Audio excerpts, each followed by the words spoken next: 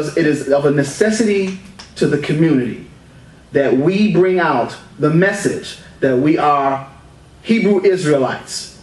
This is a Hebrew Israelite congregation, and as we start all of our programs by saying, trust in Yah with all thine heart, lean not unto thine own understanding, in all thy ways acknowledge him, and he shall direct thy path. Be not wise in thine own eyes, fear Yah and depart from evil. Hallelujah, hallelujah, and I say again, hallelujah. Today's program, I'm very happy to bring it to you, is sort of a public service announcement, okay? And as I was gazing upon a particular building that happens to be on 63rd and Ashland, and upon the facade or the facade it says Planned Parenthood. And the thing that I want to bring out today is the guise that Planned Parenthood is operating under.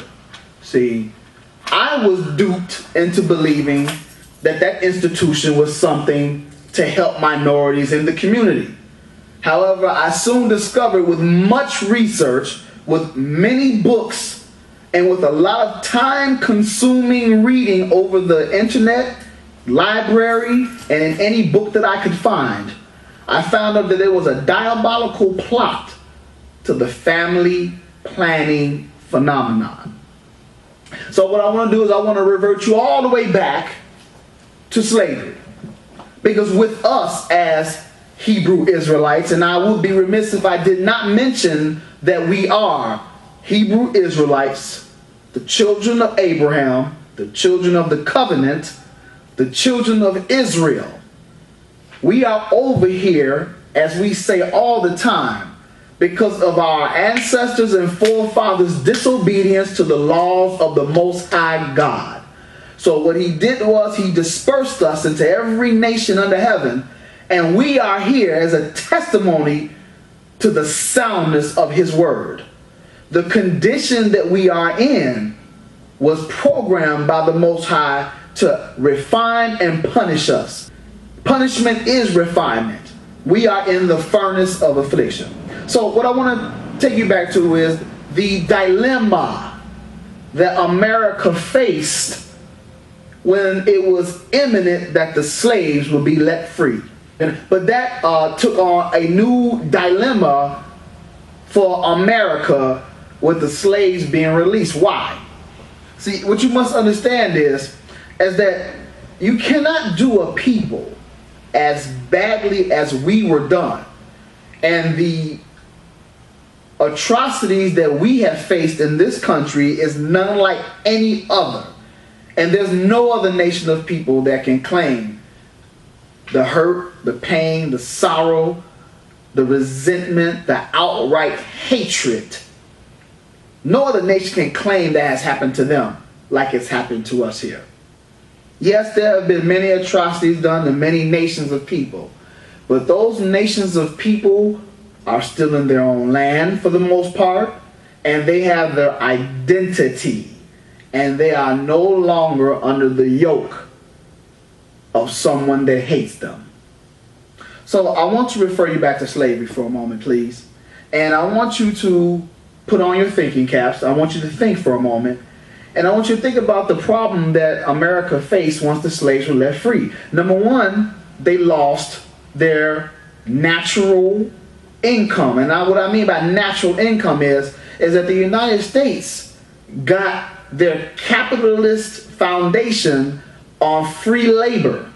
See, with the slaves providing free labor for the lucrative cotton industry, amongst the sugarcane industry, all of the free labor that the United States got free from the slaves enabled them to grow their capitalist ideas, and it made for the foundation of what? Capitalism spreading throughout the entire world. See, this is the beast that we're talking about because it spreads throughout the whole world. So freeing the slaves crippled their economy. And it would behoove them to find a solution to resolve this problem. And don't think that many men have offered solutions to the problem. See, you're going to release 4 million black slaves into the country who are not equipped to work in any other industry besides cotton and sugar, plantations and forced labor. So those are the only occupations that we could have ascertained back in those days. We didn't receive any education. We didn't receive our 40 acres and a mule. We were just left to fend for ourselves. So America came into a dilemma. What to do with us? Well, the first idea they thought of, they knew they couldn't just round us up and just shoot us. But the Colonization Act came into play shortly after the slaves were freed. I believe the year was 1869. The Colonization Act said that they were going to ship all the slaves back to Africa. Now, along with the Marcus Garvey movement, which was geared towards taking Africans back to the continent to leave the oppression in America, this one point must be understood. Marcus Garvey's efforts were thwarted. His efforts were destroyed from within with his own ranks. And the Colonization Act, which would have taken us back to the continent, all those were thwarted and dismissed. And they were thwarted and dismissed because, yes, they didn't want us here in the country, but they also knew, as with any capitalist society, that you have to have poor people in order to have rich people. There has to be a bottom rung of the ladder in order to reach the top rung of the ladder. So there has to be something to step on. There has to be something to feast off of. See? So what must be understood is that the reason why you were not let go to get away from the oppression that you were suffering from was because the United States needed poor people in order to make the country continue to go rich. They lost the free slave labor. Then they went into the Jim Crow system. So what we're talking about is economic exploitation. So my point is this, people. During the slave era, they had to find out a cost-effective way to minimize our population to the point where it would be an acceptable level so that we would not be a burden on society. Mind you, we who made this country off free labor, we made this country millions and millions of dollars, and now they're willing to spend millions and millions of dollars to get rid of you. So I want to introduce a man by the name of Francis Galton, who was a cousin of Charles Darwin. Francis Galton believed, and he practiced, and he came up with and originated a term called eugenics. It is a term that I just recently came in contact with. And in eugenics, which I want you to understand, eugenics, Francis Galton termed it from European genetics. And what they wish to do is to make a master race. They wish to breed in or breed a new master, smarter, athletic, master race of human being, and they want to weed out the undesirables. And always the undesirable is you, is us. The people that are under the sound of my voice are usually the ones that are deemed undesirable. So Francis Galton, along with the regular slave theory, see, we were put into slavery because of white supremacy. You don't have a white supremacist system without having black inferiority. And the idea of black inferiority was promulgated by people like Charles Darwin, Francis Galton, and others who used terms for us like weak, feeble-minded. See, inept morally. See, they use terms like that to justify their actions and hatred towards us. So Sir Francis Galton invents this thing called eugenics, which is nothing more than a way for white people to multiply and to depopulate every other race so that the white race remains on top. This eugenics tool is the core and center of Planned Parenthood. It is the ideology behind Planned Parenthood. And I wish to quickly, because I don't want to overexhaust you, I wish to quickly give you the storyline of how this transpired. Big money corporations that were formed and made money during the slave trade now, as I said, poured money into the eugenics program in order to make it the population desirable. It wasn't just geared towards us. It was geared towards people all over the world. But in America, the so-called land of the free and home of the brave, this is where this evil practice was born, nurtured, and raised to adult perfection.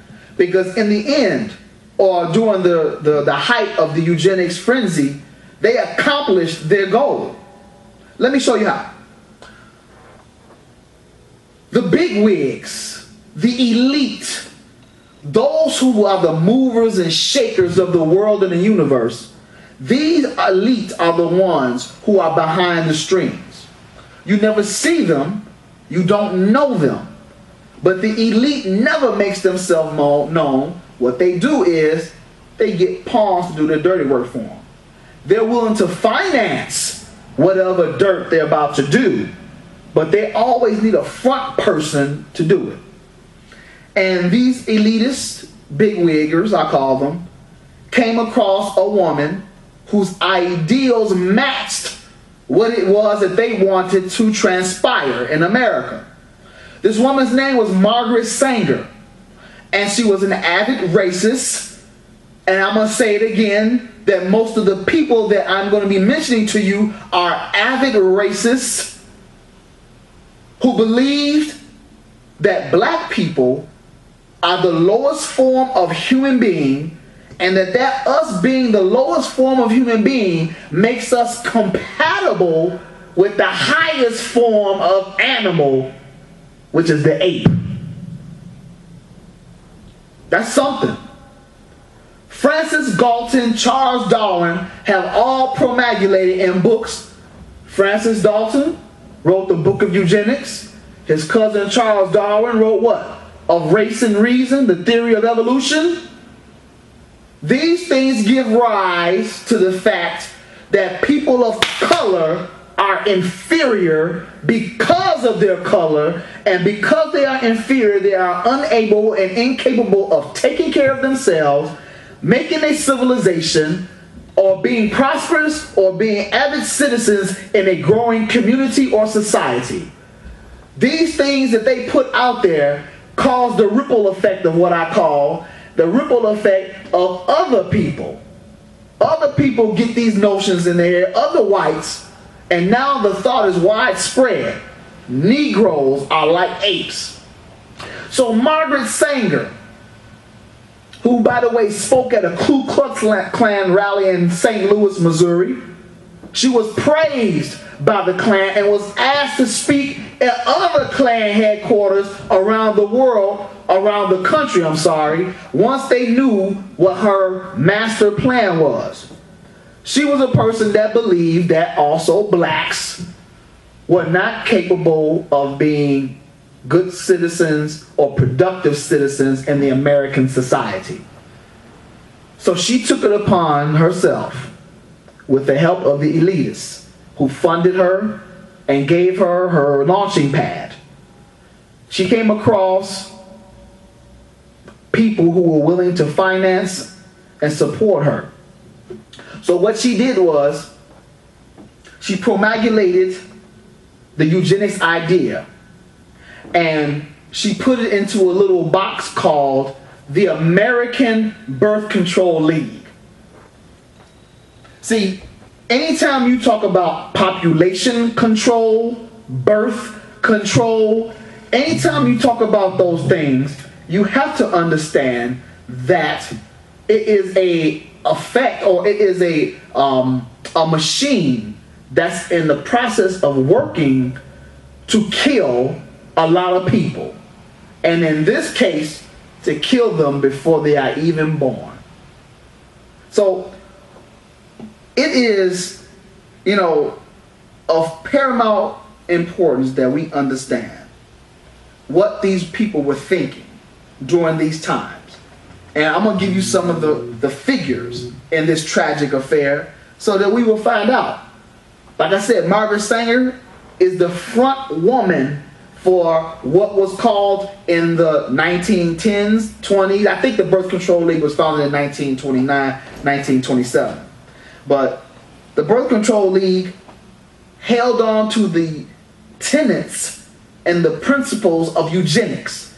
And if you look by the name, the American Birth Control League, see, they were at an effort to control the birth of all minorities.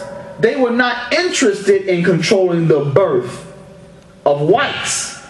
It was only non-whites and undesirables, and always those undesirables were black.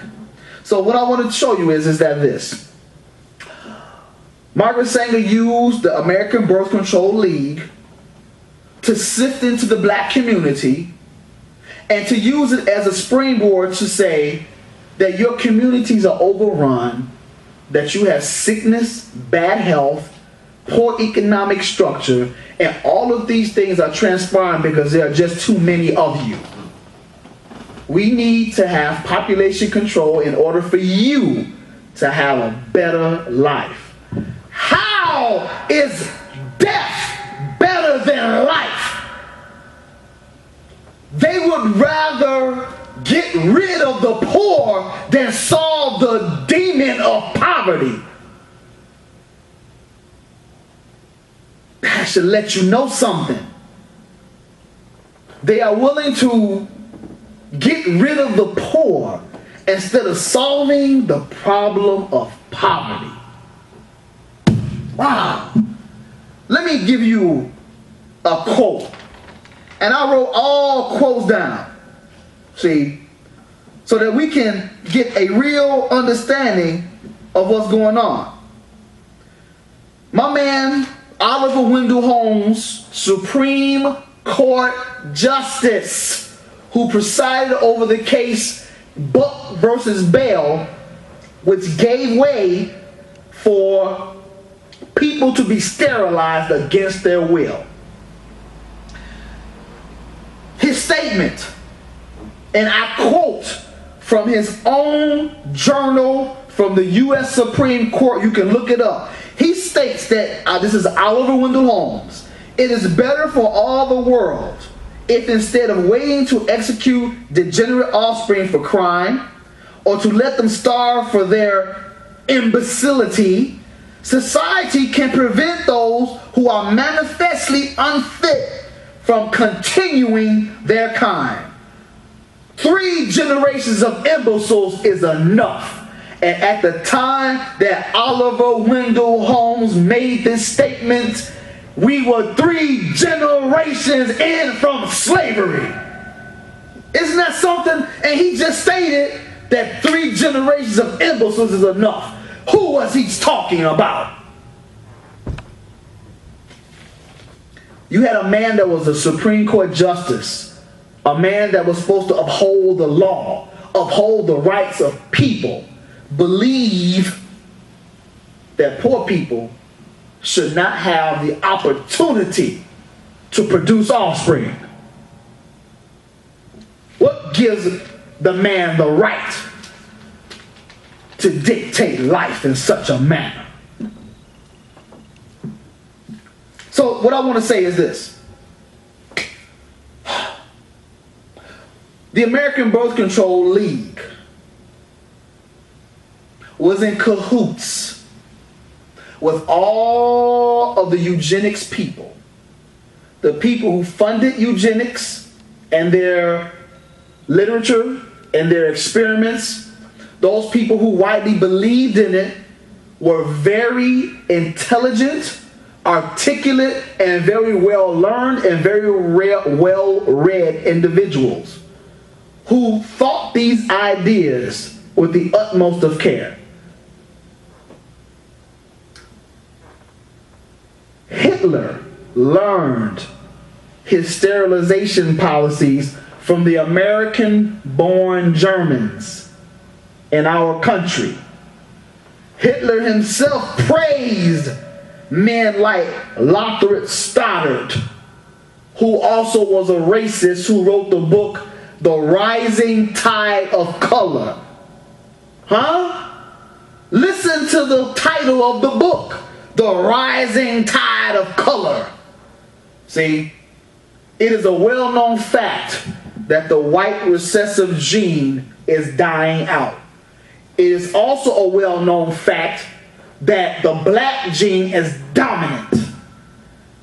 If a black man has a child by any nation of person under heaven, because the black man is the original man, he makes children of color with any woman that he's with. That's the dominant gene. The recessive gene can't do that. So what do they do with you, oh children of Israel, oh children of slavery, oh children of hardship? They would rather kill you. They would rather wipe you off the face of the earth. So Hitler learned his sterilization policies from America, who through the eugenics movement funneled the money and the resources to make this machine and put it into practice. And that's why it was so well received by the Nazi Party. Let me get into the farce that is the American Birth Control League. Once the Nazi regime went down or was on its way down, and they knew that war crime tribunals were around the corner, a lot of those eugenics men kind of caved back in the corner because no one wanted to be put before a war tribunal. So what I'm saying is this, is that these people that were funneling money into the movement, now that Hitler and his regime was going down and going to jail and being charged with crimes, these people kind of moved to the back and let that go down.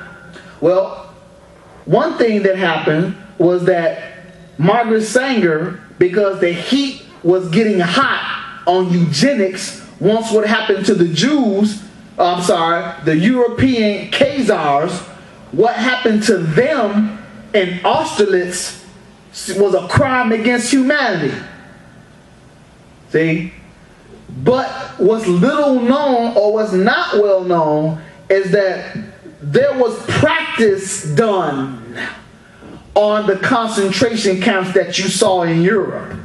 And the guinea pig or the laboratory rat or the laboratory mouse were the poor Africans that were controlled by the Germans in East Africa.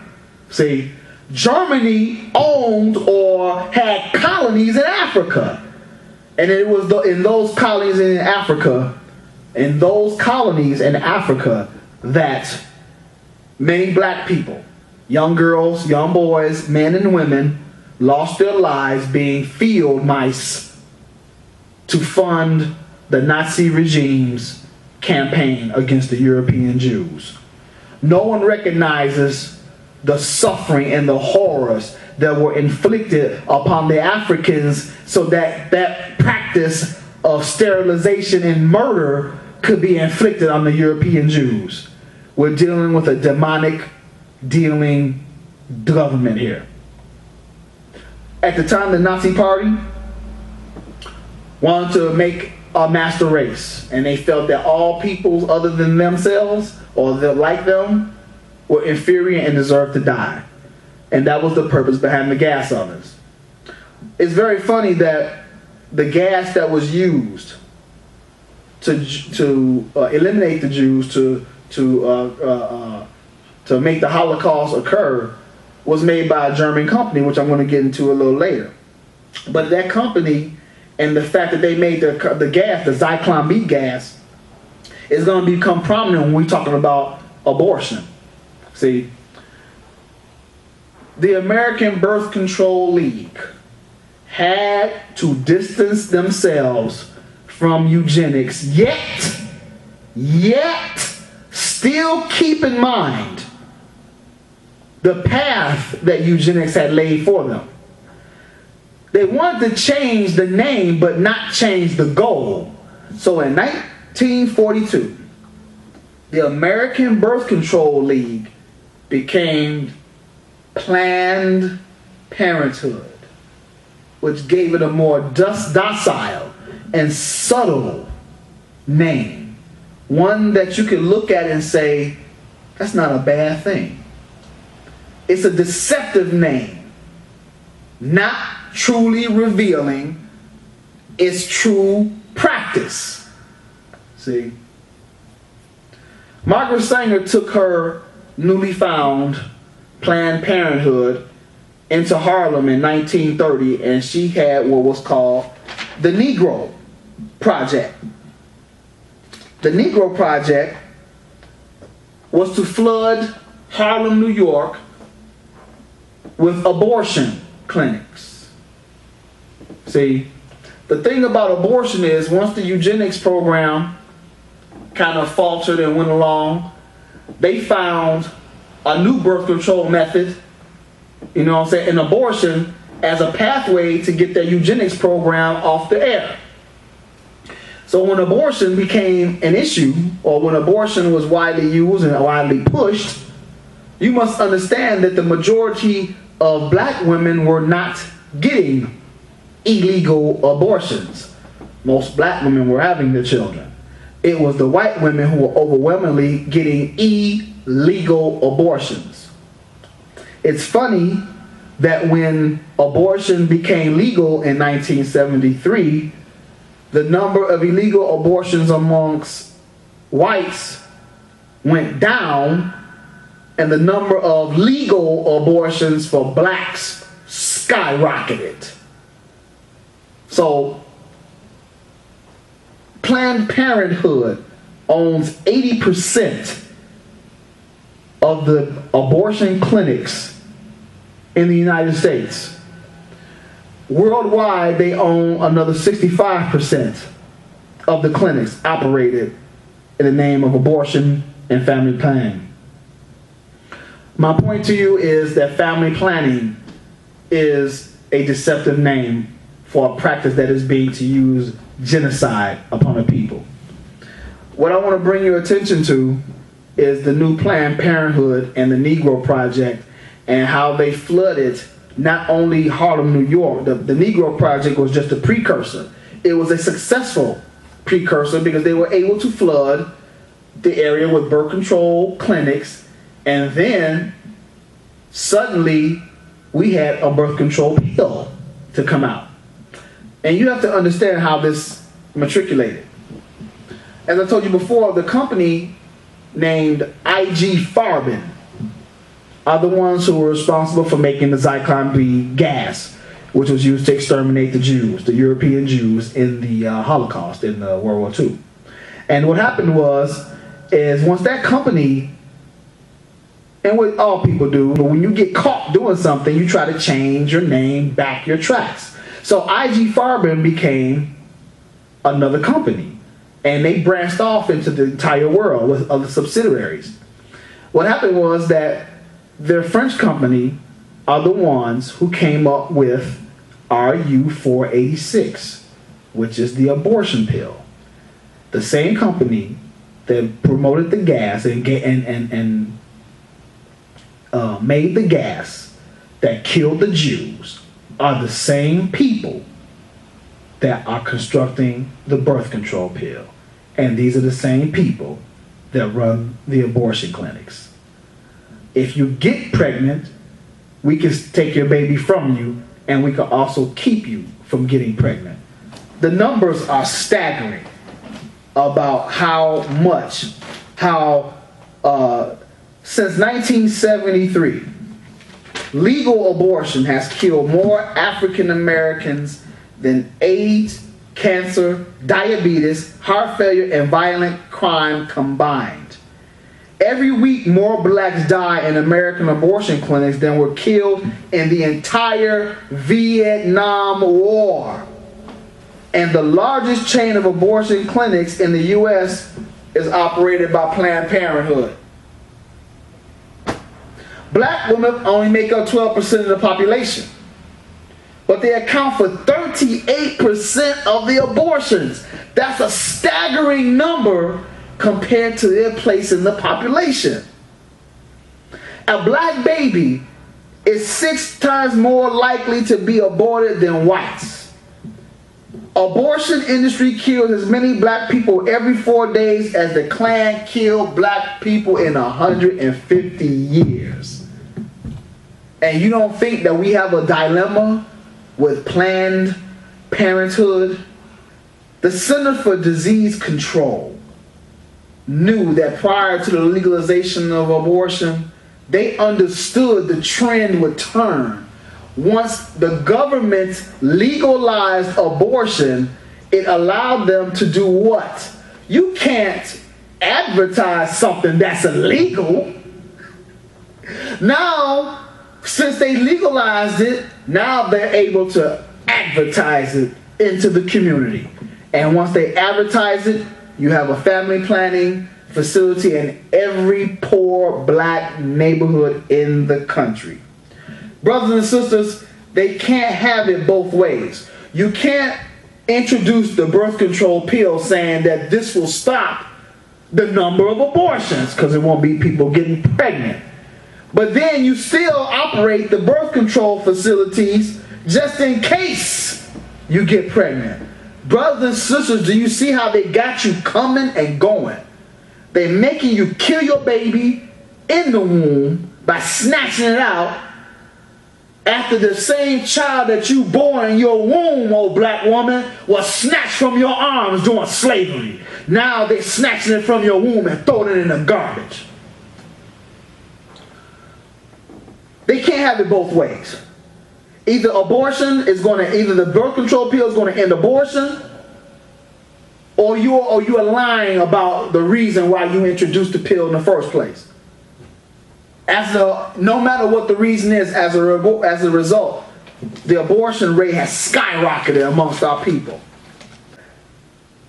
So many people had a hand in this. So many people took studies. So many people did research. And I want to bring your attention to some people. Jesse Jackson, 1977, said in an Ebony Jet magazine interview, "It is strange that they choose to start talking about population control at the same time that black people in America and people of color around the world are demanding their rightful place as human citizens and their rightful share of the material wealth of the world." Let me point you to America. See, America has gone into many countries on the face of the earth, and they have made a disaster into a country that had a natural disaster. Let me give you an example. Haiti, when they had a hurricane, or a small island like Guam, when they would have a hurricane or a tornado that would rip apart their country, the United States made it mandatory in order to get aid that they apply the birth control. Now that's something. And then what the United States would do is they would go in and they would take control of the population and then the material wealth. That's why Jesse Jackson said what he said. He knows that once the United States and America and all European powers, once they go and put this birth control into various countries, they know it's to depopulate them, make the citizens not exist so that they can go in and control everything. That is why the underdevelopment of Africa is at a monumental rise. It's at the peak. They stripped everything from Africa, the gold, the iron, ivory, the silver, all of the natural resources. And that's why Africa to this day is still in a primitive state. Not only did they steal people from Africa, they put disease to kill people. Understand, man-made diseases are real. See? The whole driving point behind eugenics, sterilization, which I want to bring your attention to, forced sterilization. These things were all predicated by one demonic term, and that is the concept of race. See, it was the true that the elitists would have thrown a few poor whites into the banner with us, but we could never reach up to where they at. Yes, they would destroy their own undesirables, but at the same token, we could never aspire to reach up to that ladder where they are because of the color of our skin. Brothers and sisters, see the lie of Planned Parenthood, which was formerly the Birth Control League, which was highly intertwined with the eugenics movement. And the eugenics movement is only constructed, or was only constructed, to promulgate the concept of race, which led to our enslavement, the reason for our enslavement. Remember this, the transatlantic slave trade was the only slave trade predicated by race, by the inferiority of another human being. And it was their reason, and they felt just in their cause to do so. We have many men, and I want to bring one brother to light who stood up, see, to the racist movement. Samuel Yett was a Newsweek reporter. He was the first African-American black Newsweek reporter. He saw what was going on, and he wrote a book called The Choice. And he exposed the hypocrisy of Planned Parenthood. He was summarily fired from his job, and his book was taken out of print. He had to spend his own money to reprint the book. However, it reprinted and it became a bestseller. Samuel Yett understood and found out that as long as politicians and clergy stand in line, follow the leader with this eugenics program, they would prosper and be leaders over the masses. But if they were to go against the power structure, they would suffer. And Samuel Yett, a man like that, told them what they could do with their choice. And he suffered for it by losing his job and being persecuted. So what we have to say is that what? Most of our leaders, most of the men that march, that you cry crocodile tears over, consented and turned their heads. W.E.B. Du Bois was given the manifesto for Margaret Sanger's New York project, and he approved. Marcus Garvey rejected it and used the book for his last barbecue. Shows you the difference. See, W.E.B. Du Bois became a respected Negro Harvard graduate. Marcus Garvey died penniless, poor, a frustrated and stricken man, always living in only the place of the conscious, while W.E.B. Du Bois is respected amongst most of our elite and most of our people. So what I'm saying is this, brothers and sisters, we have to have a little moral fortitude with our love-making habits. We have to teach our young girls, and I hate to say it this way, but we have to teach our young girls the art of the closed leg. We have to teach our young men the art of respecting the girl with the closed leg.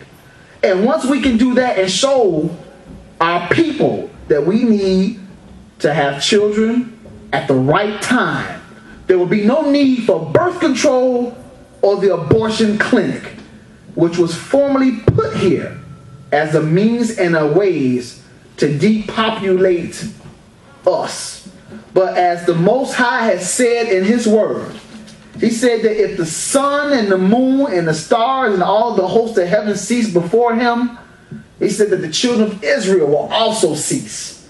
And as I look out today, I see sun, I see moon, I see stars, and I see the children of Israel all day long.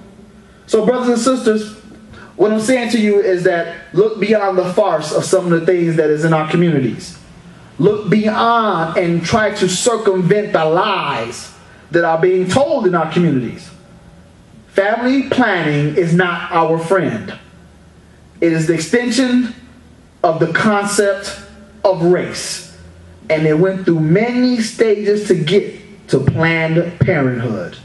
But the most important chilling thing is the thing that you have to understand, is that it was made to make you small in number. This is what we have to get involved in. Understand, your population has to be at a diminished number in order for this country, capitalistic society, to function. Without poor people in a capitalistic society, you got no capitalism, because you have to have the bottom rung of the ladder. It is important to have that bottom rung of the ladder on this capitalistic society. And as I stated before, this country would not have had a capitalistic society to exist upon without the free slave labor. Free slave labor enabled this country to be the power that it is today. And just think about if you had free labor and you didn't have to pay the workers for the labor that they were doing. You are going to come up with some staggering income. So, as I say again, Planned Parenthood is the enemy because they found out how to make white supremacy and eugenics work together. I want you to be ever so watchful. They found out how to make eugenics work under the cloak. They figured out the key to racial genocide is to convince the target group to commit mass suicide through birth control and abortion. And brothers and sisters, that's just what we've done. Think about the number of sisters that are on birth control, and think about the number of sisters that have had abortions. And you put all of those lives together, and believe me, you have more. We will be very much more populated than we are now. And we will be much more represented in the United States had we had not had this evil of Planned Parenthood. And like I said, racial genocide is what Planned Parenthood is all about. I want to take you to a man really quickly to accentuate my point. A gentleman named Dr. Benjamin Hayes, a eugenicist, and he thought this in 1905. Listen, the black man has never been a competitor in this world, but has always been subservient to the white race.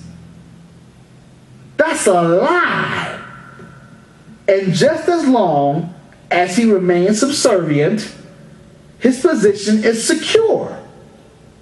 And just as soon as he becomes a competitor, his fate is already sealed. And as I said, that came from Dr.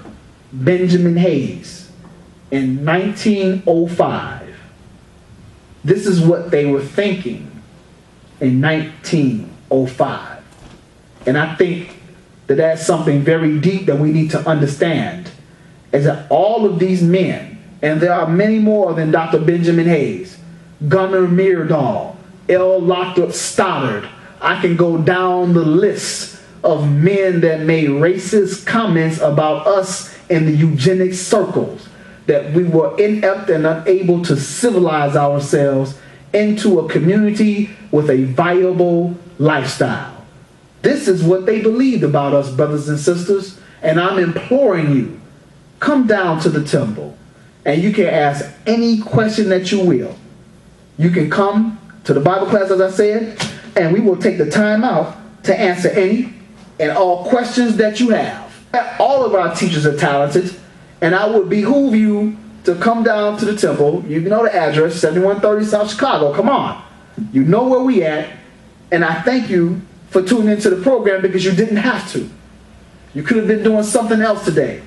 But today you decided to turn in and hear truth. And as the Creator said, the truth will do what? The truth will set you free. And also, those people that worship the Creator must have to, impossible not to, worship Him in truth. Truth is the denominating factor in how we worship the Creator of heaven and earth. Without truth, we have no worship. I thank you all for listening and tuning into our program. We are in the process of coming up with some new and fresh topics to stimulate your mind and stimulate your soul. We are here for the community. We are under the leadership of Rabbi James Hodges Sr. and Associate Rabbi Johnson, Yaakov Johnson. Our spiritual enhancement classes are Fridays at 7 o'clock and we end at 8:30. Our Shabbat service is doors open at 12:30 on Saturday. Service begins properly at 1. And we promise not to hold you too long. If you would have any questions or concerns concerning this particular program, which is about the falsities of Planned Parenthood and how it was made to depopulate you, please feel free to call the temple at any time. It'll be on your screen.